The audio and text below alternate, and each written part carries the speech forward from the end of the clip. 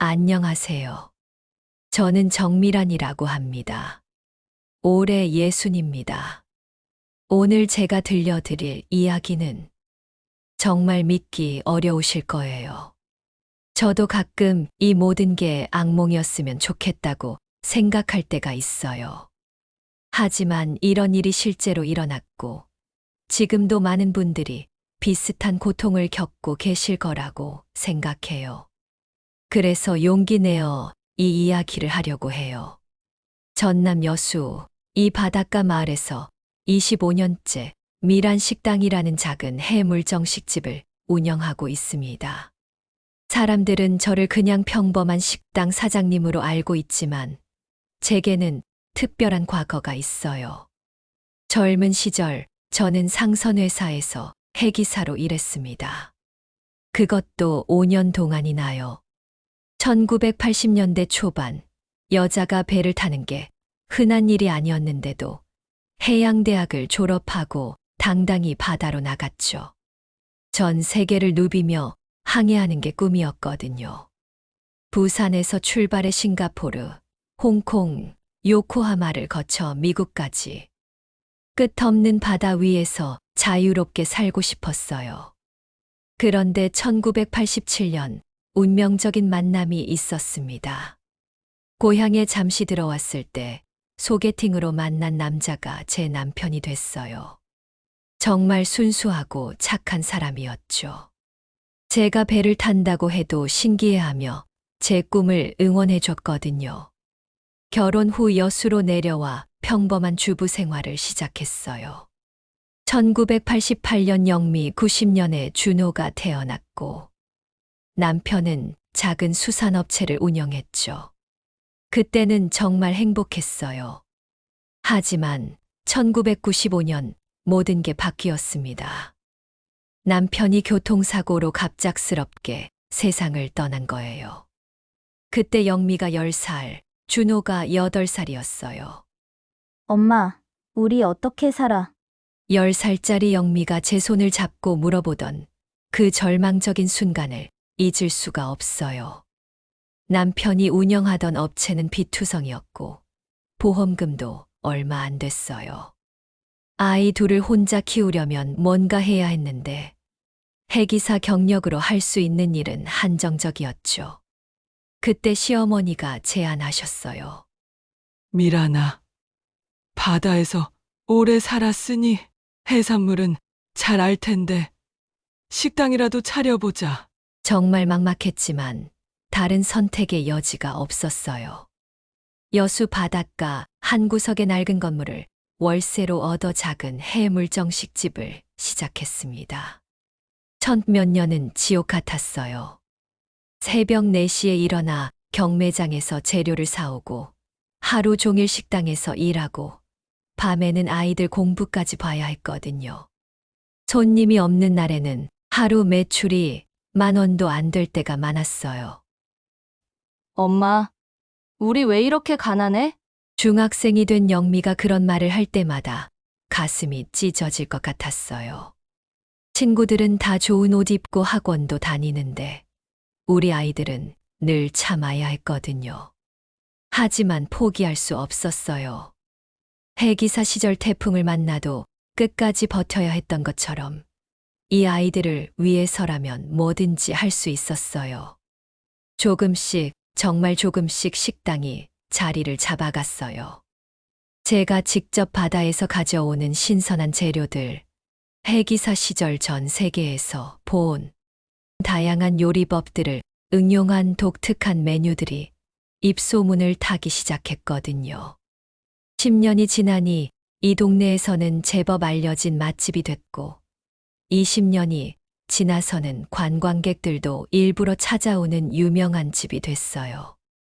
그 과정에서 영미는 서울의 한 대형 병원 간호사가 됐고, 준호는 건축사 자격을 따서 서울에서 일하게 됐어요. 두 아이 모두 성공적으로 자리를 잡은 거죠. 엄마, 고생 많으셨어요. 엄마 덕분에 우리가 여기까지 올 수 있었어요. 가끔 내려와서 그런 말을 해주면 25년의 고생이 다 보상받는 기분이었어요. 하지만 언젠가부터 아이들이 점점 차갑게 변해가는 게 느껴졌어요. 서울 생활에 익숙해지면서 여수를 시골로 보는 시선, 제 식당을 부끄러워하는 듯한 태도. 섭섭했지만 그래도 내 아이들이니까 하며 참았어요. 올해 3월 어느 주말이었어요. 영미와 준호가 함께 내려왔는데 뭔가 평소와 달랐어요. 엄마, 손님들 좀 내보내세요. 영미가 갑자기 말했어요. 왜? 아직 영업시간인데. 중요한 얘기가 있어요. 준호가 문을 잠그고 휴업, 팻말을 걸더라고요. 뭔가 심각한 일인가 싶어 가슴이 두근거렸어요. 엄마, 이제 정말 그만하세요. 영미가 심각한 표정으로 말했어요. 뭘 그만해. 이 식당요. 25년 동안 정말 고생 많이 하셨잖아요. 이제 그만 쉬세요. 갑자기 무슨 소리야? 서울에 정말 좋은 요양시설 알아봤어요. 최고급 시설에 의료진도 24시간 상주하고 요양시설. 저는 기가 막혔어요. 제가 겨우 60인데. 무슨 요양시설 얘기를 하는 거야? 엄마, 나쁘게 생각하지 마세요. 요즘은 실버타운이라고 해서 호텔 같은 곳이에요. 같은 연대분들과 취미생활도 하고. 준호가 휴대폰으로 사진들을 보여줬어요. 정말 멋진 시설이었죠. 그런데 비용은 얼마나 들어? 그건 저희가 해결할게요. 어떻게? 이 건물을 정리하면 되죠. 순간 머리가 하얘졌어요. 이 건물을 정리한다고? 엄마 25년 됐으니까 너무 낡았잖아요. 이참에 팔거나 임대를 주거나 25년 동안 내가 갖고 온 곳인데. 계속 여기 매여 있을 필요 없어요. 엄마도 이제 편히 쉬실 때가 됐어요. 그들의 말에는 논리가 있었어요. 하지만 왜인지 마음이 불편했어요. 뭔가 이상한 긴장감이 느껴졌거든요. 너희들 혹시 빚이라도 있니? 갑자기 준호 얼굴이 굳어졌어요. 무슨 빚이요? 그냥 엄마 걱정해서 하는 얘기예요. 그럼 뭘 그렇게 급해해? 급한 게 아니라 좋은 곳은 대기자가 많아서요. 뭔가 석연치 않았어요. 아이들이 돌아간 후에도 계속 그 대화가 머릿속에서 맴돌았어요. 며칠 후부터 이상한 일들이 벌어지기 시작했어요. 먼저 정장 차림의 낯선 사람들이 식당 주변에 나타나더라고요. 측량 장비를 들고 뭔가를 재고 있었어요. 뭐 하시는 거예요? 지적 측량 작업입니다. 무슨 측량이요? 구청 업무와 관련된 거라서. 명확한 대답을 해주지 않더라고요. 이상해서 태식 씨에게 물어봤어요. 태식 씨는 이 동네 선착장 관리인이면서 전직 해양경찰이에요. 저보다 5살 많지만 25년 동안 서로 의지하며 살아온 소중한 친구죠. 미라나, 너 혹시 재개발 얘기 들어봤냐? 태식 씨의 표정이 심각했어요. 무슨 재개발? 이 구역 전체를 대형 리조트로 만든다는 소문이 있어. 구청에 자료 좀 알아봐 줄게. 며칠 후 태식 씨가 충격적인 자료를 가져왔어요. 미라나, 앉아서 들어. 서류를 펼쳐보니 정말로 재개발 계획이 확정되어 있었어요. 그런데 더 놀라운 건 보상금 액수였어요. 90억? 제 목소리가 떨렸어요. 네 건물이 해안가 최고 위치라서 보상금이 가장 높아. 90억이라니. 제가 평생 벌어도 만질 수 없는 큰 돈이었어요. 그런데 이상한 게 있어. 태식 씨가 다른 서류를 보여줬어요. 이미 소유주 명의 변경 신청이 들어가 있어. 뭐라고? 그것도 네가 치매에 걸렸다는 진단서와 함께 말이야. 순간 온몸에 소름이 돋았어요. 나 치매 검사 받은 적 없는데. 그럼 누가 네 도장을 갖고 있냐? 준호가. 급한 일 있을 때 쓸 수 있게 맡겨뒀는데 그 순간 모든 퍼즐이 맞춰지기 시작했어요. 아이들이 갑자기 요양시설을 얘기한 이유, 건물을 정리하자고 한 이유. 다음 날 더 충격적인 일이 있었어요. 보험회사에서 전화가 온 거예요. 정밀한 고객님, 생명보험 만료일 안내 전화입니다. 네? 무슨 보험이요?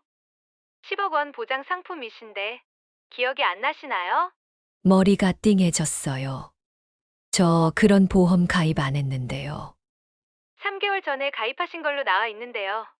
수익자는 장영미, 장준호님으로 되어 있습니다. 전화를 끊고 바로 보험회사로 달려갔어요. 정말로 제 명의로 10억짜리 생명보험이 가입되어 있었어요. 이 서류들 다 위조된 거예요. 하지만 고객님 도장이 찍혀 있고 제가 직접 가입한 적 없다고요. 그날 밤 태식 씨와 함께 모든 상황을 정리해 봤어요.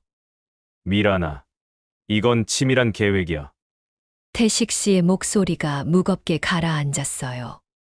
재개발 정보를 미리 알고 네가 치매라는 거짓 진단서를 만들어서 재산을 가로챌 생각이었던 거야. 그리고 만약 네가 중간에 눈치채거나 반발하면 그럼 생명보험금 10억을 타려고 했던 거지. 저는 그 말을 끝까지 들을 수가 없었어요. 너무 끔찍했거든요. 제가 25년 동안 새벽잠을 포기하며 키운 아이들이, 제가 목숨보다 사랑하는 자식들이 저를 죽여서라도 돈을 차지하려고 했다는 게 준호가 건축사무소에서 일하니까 재개발 정보를 미리 알았을 거야. 그리고 영미는 간호사니까 가짜 치매 진단서 만드는 것도 쉬웠을 테고. 내가 뭘 잘못했길래 그날 밤 잠을 한숨도 잘 수 없었어요. 아이들 어릴 때 기억들이 자꾸 떠올랐거든요. 영미가 열이 나서 응급실에 뛰어갔던 날, 준호가 학교에서 상 받았다고 기뻐서 떡을 사왔던 날. 그 모든 추억들이 거짓이었나 싶어서 가슴이 미어질 것 같았어요. 일주일 후 영미에게서 전화가 왔어요. 엄마, 오늘 시간 있으세요? 제가 내려갈게요. 하고 싶은 얘기가 있어서. 목소리가 평소보다 차분했어요. 하지만 저는 이미 모든 걸 알고 있었죠. 영미는 저녁 무렵 도착했어요. 평소와 달리 검정색 옷을 입고 왔더라고요. 엄마, 날씨가 좋으니까 바닷가 좀 걸을까요? 옛날처럼요. 어릴 때 영미와 자주 걷던 해안 절벽길이었어요. 그때는 얼마나 행복했는지. 엄마, 요양원 얘기 좀 더 생각해 보셨어요? 걸으면서 영미가 물었어요. 아직. 엄마, 정말 고생 많으셨어요. 25년 동안. 영미의 목소리에 감정이 섞여 있었어요.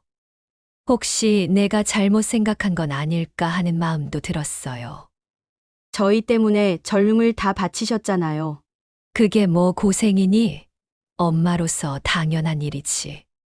하지만 이제는 그만 쉬셔도 될 것 같아요. 충분히 하실 만큼 하셨어요. 절벽 끝에 다다랐을 때였어요. 아래로는 검은 바다가 파도를 일으키고 있었어요. 갑자기 영미가 제 어깨에 손을 올렸습니다. 엄마, 이제 정말로 편히 쉬세요. 그 순간 영미의 손에 힘이 들어가는 게 느껴졌어요.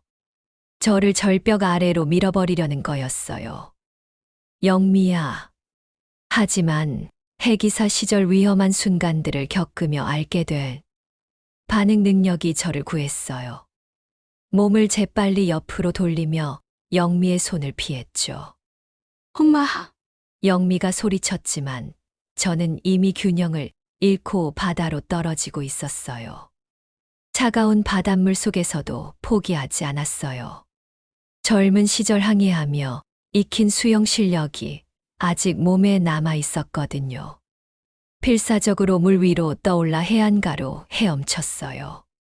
다행히 그때 야간 순찰 중이던 태식 씨가 저를 발견하고 구조해줬어요.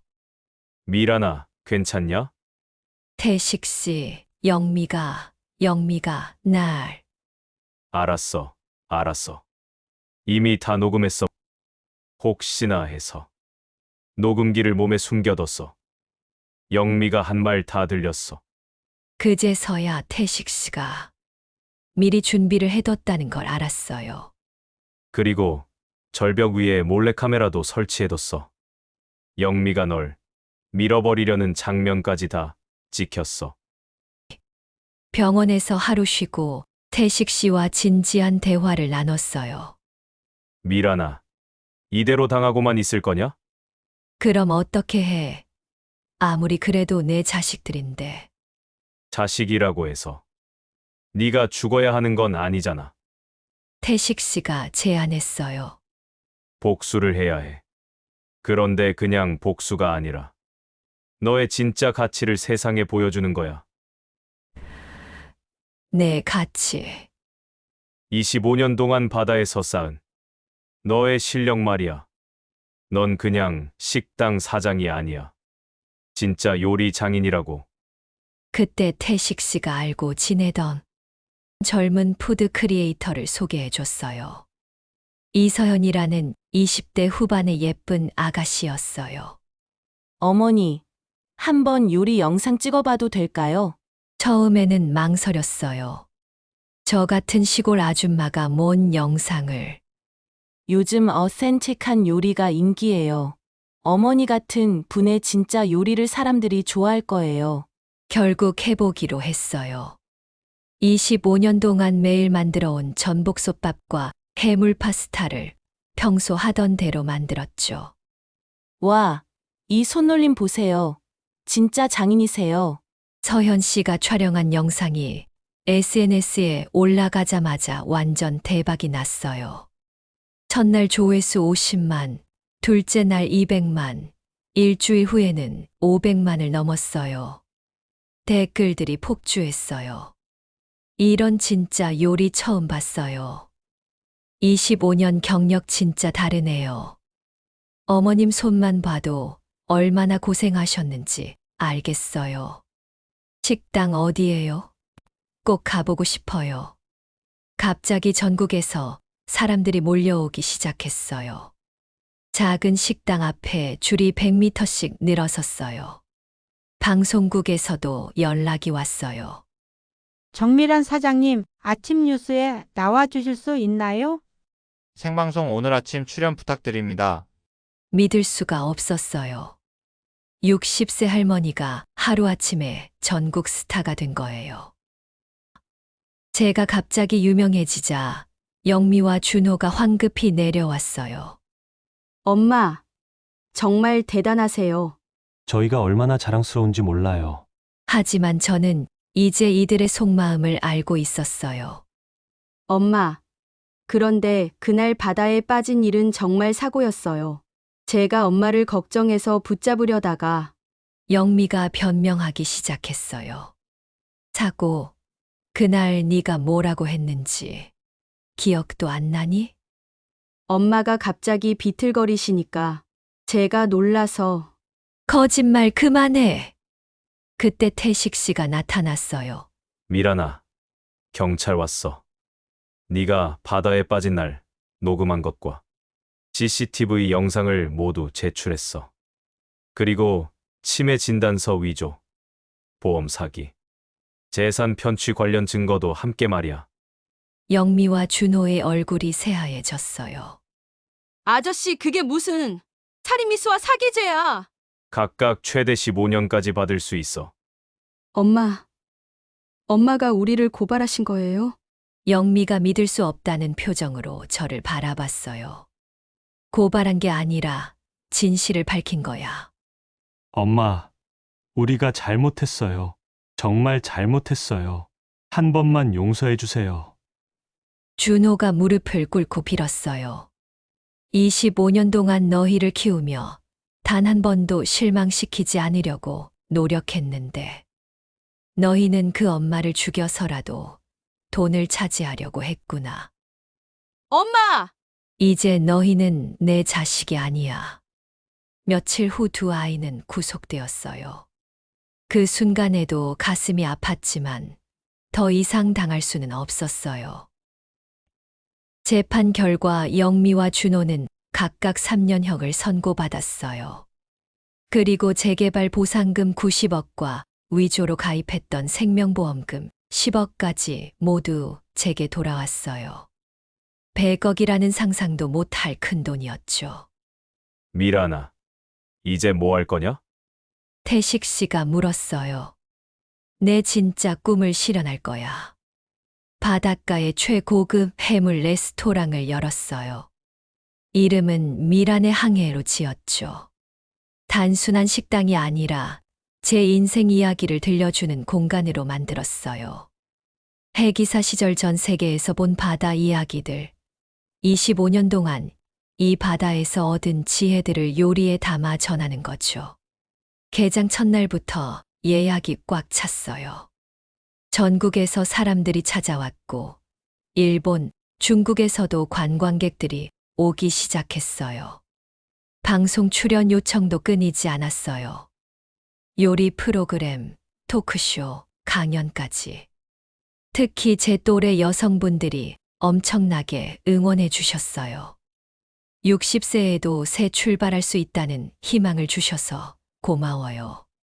저도 용기 내서 하고 싶던 일 시작했어요.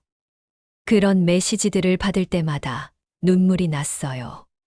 제 고통이 다른 분들에게 희망이 된다니. 지금은 태식 씨와 함께 가끔 바다로 나가요. 작은 요트도 샀거든요. 젊은 시절 그렇게 그리워했던 자유로운 항해를 다시 하고 있어요. 영미와 준호는 감옥에서 가끔 편지를 보내요. 미안하다는 내용이죠. 언젠가는 용서할 수 있을지도 모르겠어요. 그래도 한때는 제 자식이었으니까. 하지만 이야기는 여기서 끝나지 않았어요. 재판 과정에서 더 충격적인 사실들이 드러났거든요. 검찰 조사 결과 준호는 이미 2년 전부터 재개발 계획을 알고 있었어요. 그가 다니던 건축사무소가 바로 이 지역 재개발 설계를 담당하는 회사였거든요. 회사 내부 기밀을 빼내서 미리 계획을 세운 거였죠. 더 가관인 건 영미였어요. 간호사로서의 지식을 악용해서 가짜 치매 진단서를 만든 것뿐만 아니라 제가 정말로 치매에 걸리도록 약물까지 준비해뒀다는 거예요.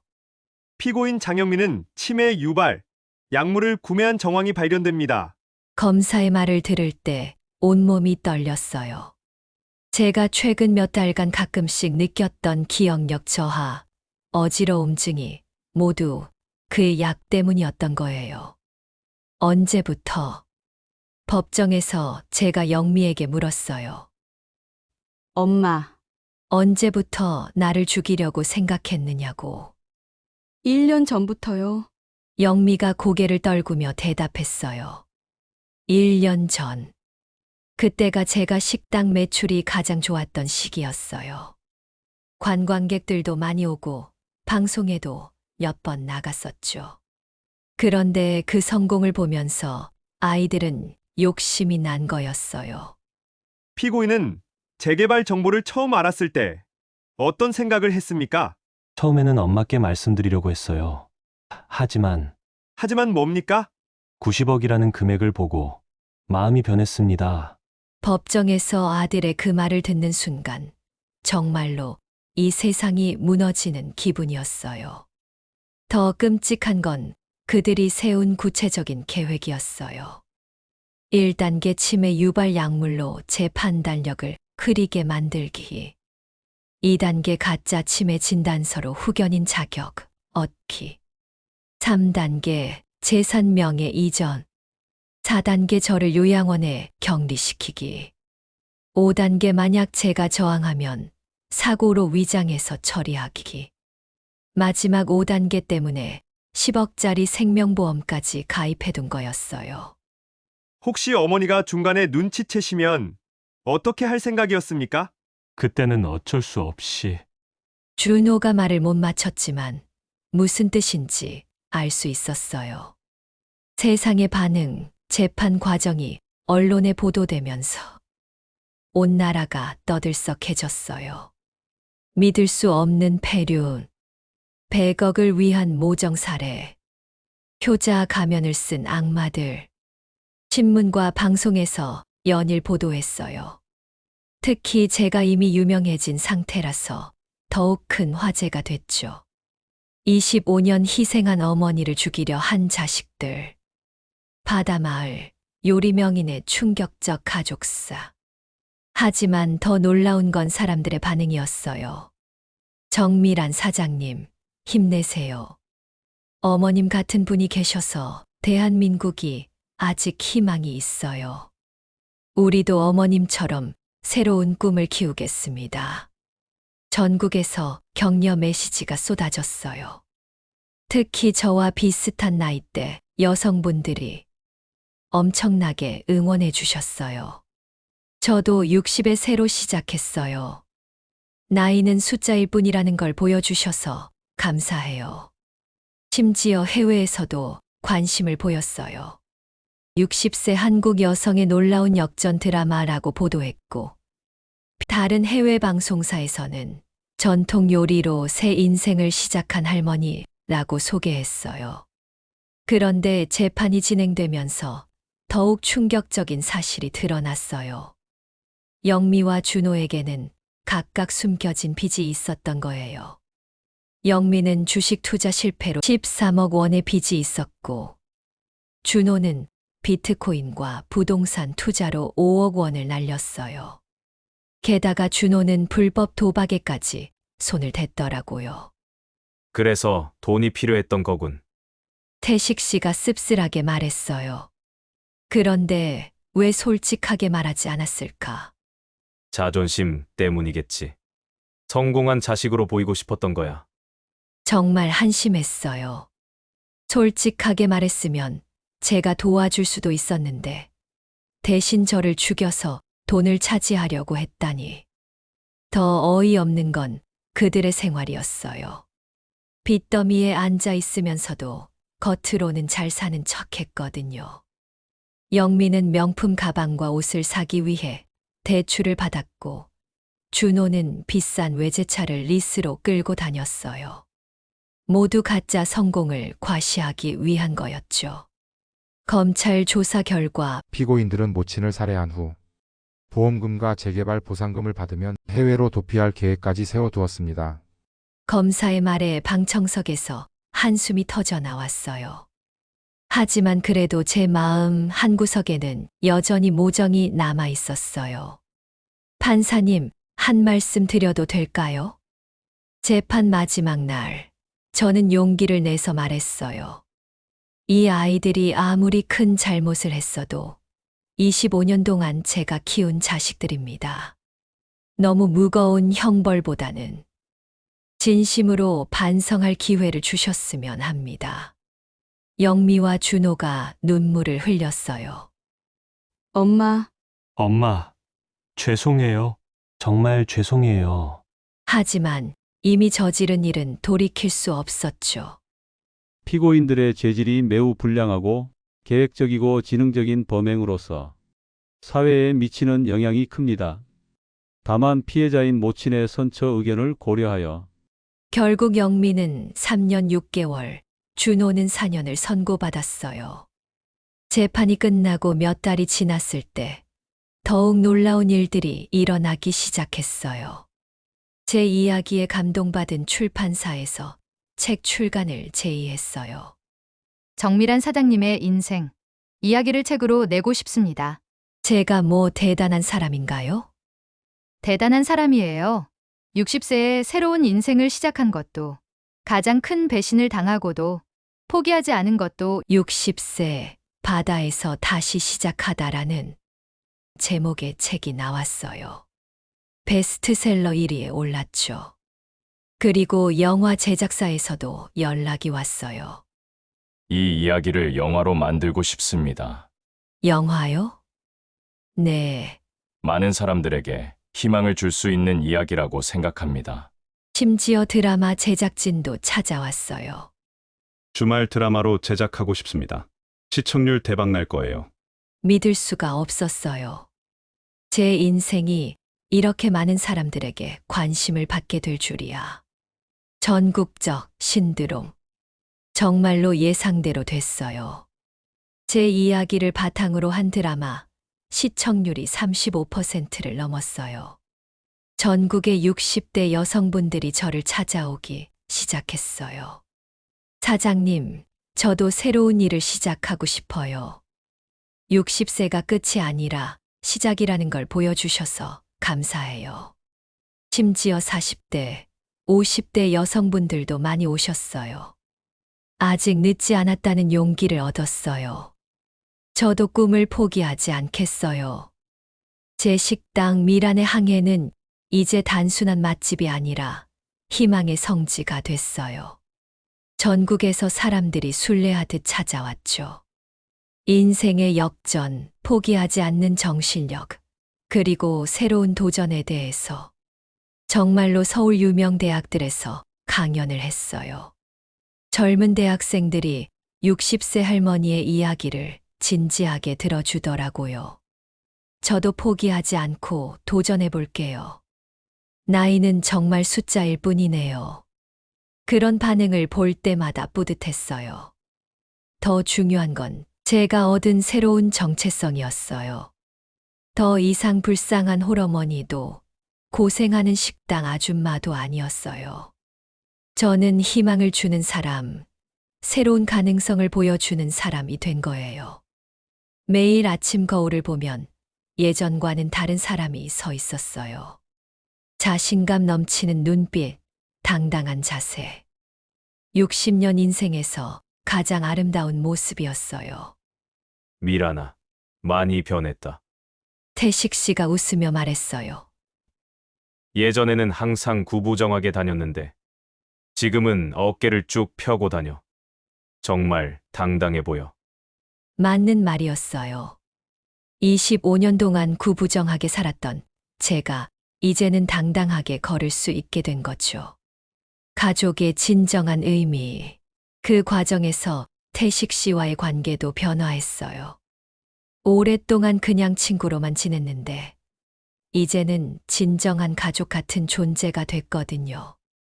미란아, 우리 이제 정말 가족 같다. 그러게요. 혈연보다 더 끈끈한 것 같아요. 실제로 태식 씨가 아니었다면 저는 아이들의 계략에 당했을 거예요. 진짜 가족은 피로 맺어지는 게 아니라 마음으로 맺어지는 거라는 걸 깨달았어요. 우리는 결혼하지는 않았지만 서로를 의지하며 살아가는 진정한 동반자가 됐어요. 가끔 바다로 요트 여행을 떠날 때면 젊은 시절 꿈꿨던 자유로운 항해를 하고 있는 기분이었어요. 2년이 지난 어느 날 교도소에서 영미가 편지를 보냈어요. 이전과는 다른 진심이 담긴 편지였어요. 엄마, 매일 엄마 생각을 해요. 제가 얼마나 큰 죄를 저질렀는지 이제야 깨달았어요. 엄마를 죽이려 했다는 게 정말 짐승만도 못한 짓이었어요. 교도소에서 다른 수감자들 이야기를 들어보니 엄마 같은 분이 얼마나 소중한지 알겠어요. 대부분 가족들이 등을 돌렸는데 엄마는 법정에서까지 저희 편을 들어주셨잖아요. 엄마가 TV에 나오는 걸 봤어요. 정말 아름다워 보이셨어요. 60세에 새로운 꿈을 이루시는 모습이 제가 평생 우러러보고 싶은 분이세요. 나중에 출소하면 용서해달라고 하지는 않을게요. 대신 엄마 앞에 부끄럽지 않은 사람이 되어서 돌아가고 싶어요. 편지를 읽으며 눈물이 났어요. 이제야 진짜 제 딸의 모습을 본 것 같았어요. 준호에게서도 비슷한 편지가 왔어요. 엄마, 제가 엄마께 한 짓을 생각하면 지금도 잠이 안 와요. 어떻게 25년 동안 저를 키워주신 엄마를 정말 미친 짓이었어요. 교도소에서 요리를 배우고 있어요. 나중에 나가면 엄마처럼 정직하게 일하며 살고 싶어요. 엄마만큼은 못 되겠지만 적어도 부끄럽지 않은 사람이 되고 싶어요. 두 아이 모두 진심으로 반성하고 있는 것 같았어요. 이제 저에게는 새로운 꿈들이 생겼어요. 첫 번째는 요리 전문 학교를 여는 것이었어요. 특히 중년 여성들을 위한 특별한 프로그램을 만들고 싶었어요. 50세 이후 새 출발 요리 과정, 시니어 창업 요리 교실. 이미 부지도 물색해뒀고 유명한 요리사들이 함께 하겠다고 제안까지 해왔어요. 두 번째는 해외 진출이었어요. 미국과 일본에서 한식 레스토랑 체인을 제안해 왔거든요. 미란의 항해, 뉴욕점, 미란의 항해, 도쿄점. 상상만 해도 신이 났어요. 세 번째는 자선 사업이었어요. 저처럼 어려운 상황에 있는 중년 여성들을 도와주고 싶었어요. 미란 재단을 설립해서 한부모 가정 지원, 중년 여성 창업 지원 등을 하려고 계획 중이에요. 언론과 대중의 사랑. 지금도 저에 대한 관심은 계속되고 있어요. 여기까지가 제 이야기예요. 지금 이 순간도 전국에서, 아니 전 세계에서 많은 분들이 저처럼 힘든 상황에 계실 거라고 생각해요. 가족의 배신, 나이 때문에 좌절, 경제적 어려움. 하지만 제가 꼭 말씀드리고 싶은 건 이거예요. 절대 포기하지 마세요. 저는 60세에 새로운 인생을 시작했어요. 여러분도 할 수 있어요. 나이는 정말 숫자일 뿐이에요. 꿈을 꾸는데 늦은 나이는 없어요. 가장 큰 배신도 새로운 시작의 기회가 될 수 있어요. 저에게 가장 큰 고통을 준 아이들의 배신이 오히려 제 진정한 인생을 찾아준 계기가 됐어요. 혼자가 아니에요. 태식 씨 같은 진짜 가족이 곁에 있고 여러분을 응원하는 사람들이 세상에는 훨씬 많아요. 여러분 안에는 여러분도 모르는 무한한 가능성이 숨어 있어요. 저도 60세가 되어서야 제 진짜 재능을 발견했거든요. 지금 이 이야기를 듣고 계신 모든 분들이 각자의 미란의 항해를 시작하셨으면 좋겠어요. 나이가 몇 살이든 어떤 어려움에 처해 있든 포기하지 마세요. 여러분의 인생 2막이 1막보다 훨씬 더 아름답고 의미 있을 거예요. 구독과 좋아요도 눌러주세요. 여러분의 작은 관심이 저처럼 용기가 필요한 누군가에게 정말 큰 힘이 될 수 있거든요. 오늘도 제 긴 이야기를 끝까지 들어주셔서 고마워요. 여러분도 반드시 행복하실 거라고 믿어요. 다음에 또 좋은 이야기로 만나요. 안녕히 계세요.